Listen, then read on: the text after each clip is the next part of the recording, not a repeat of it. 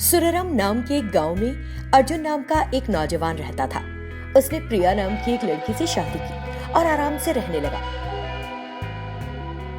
कुछ सालों बाद प्रिया ने एक बहुत ही प्यारी सी लड़की को जन्म दिया और उन्होंने उसे नाम दिया स्वीटी। कुछ दिनों बाद प्रिया की तबीयत ठीक ना रहने से अर्जुन स्वीटी की देखभाल के लिए एक मेड ले आया। उसका नाम था सिरिशा। सिरिशा उनके घर में रहकर ही काम करने लगी और जो नहीं होना चाहिए था, अर्जुन को सिरिशा से प्यार हो गया। एक दिन सिरिशा अर्जुन से कहती है, अर्जुन, हम इस तरह कब तक रहेंगे? चलो कहीं जाकर शादी कर लें। तुम्हारी बीवी की हालत तो ऐसे भी ठीक नहीं है, पता नहीं कब मर जाए। मैं स्वीटी का पूरा ध्यान रखूंगी। मेरी पत्नी को कुछ नहीं होगा, मैं उसे खोने नहीं दूंगा और जब तक वो जिंदा है तब तक मैं दूसरी शादी भी नहीं करूंगा। तो फिर तुम मुझसे प्यार का महज नाटक करते हो? हमारे बीच जो रिश्ता है उसे जानकर कौन करेगा मुझसे शादी? मैं तुम्हें कभी नहीं छोड़ूंगा, तुम हमेशा मेरे साथ रहोगी पत्नी की तरह। ये कहते हुए वो वहां से चला जाता है। तब सिरिशा सोचती है, इसका मतलब मुझे दूसरी पत्नी बनकर रहना होगा। ये सोचकर वो बहुत उदास हो जाती है। उस रात प्रिया अचानक जोर जोर से चीखती है और मर जाती है। इससे अर्जुन के दुख की सीमा नहीं रहती और फिर वो सिरिशा से शादी कर लेता है। कुछ दिन यूं ही बीत जाते हैं। एक दिन रात में अचानक सिरिशा रोने लगती है। अर्जुन घर आकर देखता है तो पूछता है, क्या हुआ सिरिशा, तुम रो क्यों रही हो? अर्जुन, कोई हमारी स्वीटी को उठा कर ले गया। मैंने हर जगह तलाशा लेकिन कहीं नहीं मिली। उसकी बात सुनकर अर्जुन बेहद परेशान होकर अपनी बेटी को खोजने निकल जाता है, लेकिन वो उसे कहीं नहीं मिलती। उस पर दुख का पहाड़ टूट पड़ता है। अगले दिन सिरिशा घर में अकेले बैठकर सोचती है, भगवान का शुक्र है मुझे स्वीटी से छुटकारा मिल गया। अब मैं अपने पति और अपने होने वाले बच्चे के साथ रह सकती हूँ। इसी बीच वो एक बच्चे के रोने की आवाज सुनती है। सिरिशा चौंक कर अंदर जाती है। उसे वहां स्वीटी दिखाई देती है तो वो सोचती है, ये स्वीटी यहाँ कैसे आ गई? मैंने तो उस आदमी को कहा था कि इसे मार डाले। तभी प्रिया एक प्रेतात्मा का रूप लेकर उसके सामने आ जाती है। सिरिशा, तुमने इस तरह क्यों किया? तुमने खाने में जहर मिलाकर मुझे मार डाला। तुमने मुझे मारकर मेरे पति से शादी कर ली और अब मेरी बच्ची को भी नहीं बख्शा। तुमने उसे उस आदमी को दे दिया कि वो उसे मार डाले। सिरिशा डर गई। नहीं, मैंने नहीं किया ऐसा।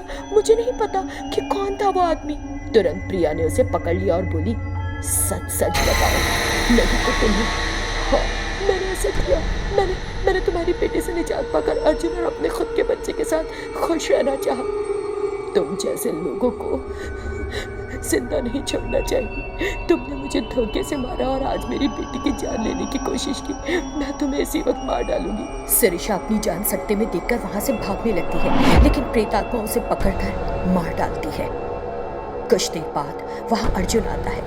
वहां प्रेतात्मा और सिरिशा की लाश देखकर वो सन्न रह जाता है। डरो मत अर्जुन, मैं प्रिया हूँ। फिर वो उसे सारी सच्चाई बताती है। उसे सुनकर अर्जुन रोने लगता है और कहता है, गलती मेरी है प्रिया, उसके प्यार के चक्कर में पड़ा। अगर ऐसा नहीं होता तो सब ठीक रहता। मैंने खुद अपनी खुशियों में आग लगा दी। होने को कौन टाल सकता है? तुम दुख ना करो, मैं यहाँ तुम्हारे साथ रहते हुए हमारी बेटी की देखभाल करूंगी। ठीक है प्रिया। तब से वो प्रेतात्मा उसी घर में रहकर अपनी बेटी को बड़े प्यार से पाल रही है। रात के 12 बज रहे थे। कृष्णपुर गांव में रहने वाले सभी ग्रामीण शांति से सो रहे थे। इसी बीच श्याम की पत्नी कोमली अपने घर से बाहर निकलकर पतंग उड़ाने लगी। इस तरह उसने अट्टहास लगाया तो श्याम अपने घर से बाहर आ गया और उसकी ओर देखा। पतंग पर एक भूतनी का सिर था और उसी पतंग को कोमली उड़ा रही थी। ये देखकर वो डर गया और जोर से चिल्लाया, कोमली, तुम इस समय यहाँ क्या कर रही हो? कितना भयानक है ये चेहरा। तभी अचानक पतंग का मांझा उसके हाथों के चारों ओर लिपट गया और उसे हवा में ऊपर खींच लिया। वो चिल्लाने लगा, मुझे बचाओ, मुझे बचाओ, कोई बचाओ मुझे। उसे इस तरह चिल्लाते देख, श्याम, क्या हुआ तुम्हें? कोई मेरे पति को बचाओ, कोई बचा लो। लेकिन देखते ही देखते वो उस पतंग के साथ गायब हो गया। कोमली ये देखकर वहीं बैठ गई और रोने लगी और इसी तरह सुबह तक रोती रही। वहां से सुबह के वक्त श्याम का दोस्त रामू निकला और उसे रोते देखा। क्या हुआ कोमली, तुम इस तरह रो क्यों रही हो? क्या शाम से? नहीं भैया, रात में किसी ने हमारे घर का दरवाजा खटखटाया। मैं गई और दरवाजा खोल दिया। उसके बाद पता नहीं क्या हुआ। कुछ देर बाद एक पतंग चुड़ैल मेरे पति को उठा ले गई। कोमली, क्या शाम कल रात घर कुछ लेकर आया था? हाँ भैया, एक सुनहरी पतंग। मैंने उससे पूछा भी था कि कहाँ से लाए ये पतंग। मुझे तुरंत वो पतंग दो, मैं जाकर तुम्हारे शाम को वापस लाऊंगा। हुआ क्या है भैया, कुछ तो बताइए। मैं तुम्हें सारी बात बाद में बताऊंगा, पहले वो सुनहरी पतंग लाकर दो मुझे। कोमली ने उसे पतंग लाकर दे दी।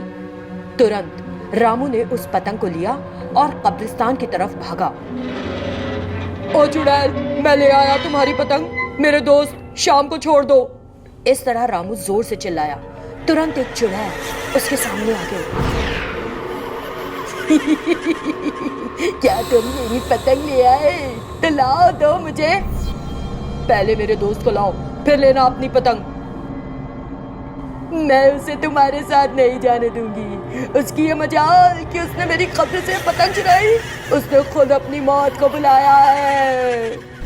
अगर तुमने मेरे दोस्त को आजाद नहीं किया तो मैं इस पतंग को तोड़ दूंगा, खबरदार रहना।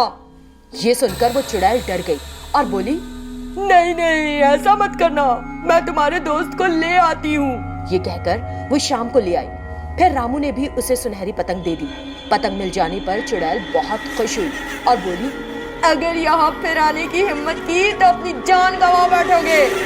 ये कहते हुए वो चुड़ैल जोर से हंसी और वहां से गायब हो गई। फिर श्याम और रामू घर गए। तब कोमली ने पूछा, श्याम, क्या हुआ था? मैं बड़ी उलझन में हूँ। रामू भैया, क्या हुआ था? कुछ नहीं कोमली, हमारे गांव में ललिता नाम की एक लड़की रहती थी। उसे पतंगबाजी बहुत पसंद थी।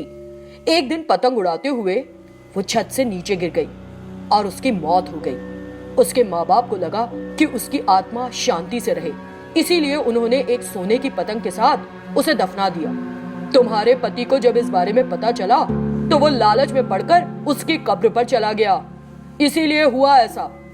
मैंने इसे ऐसा करने से मना किया था, लेकिन इसने मेरी नहीं सुनी। देखो कितना बड़ा खतरा मोल ले लिया। श्याम रोने लग गया और बोला, मुझे माफ कर दो रामू, मैंने तुम्हारी सही बात नहीं सुनी और इतनी बड़ी मुसीबत में पड़ गया। मुझे सबक मिल गया है। अगर तुम सही समय पर नहीं पहुंचते तो उस चुड़ैल ने मुझे मार डाला होता। चलो कोई नहीं, जो होना था हो गया, मैं इस बारे में किसी को नहीं बताऊंगा। ये कहकर रामू वहां से चला गया। फिर कुछ दिनों में श्याम और कोमली भी उस घटना को भूल गए और सुकून से रहने लगे।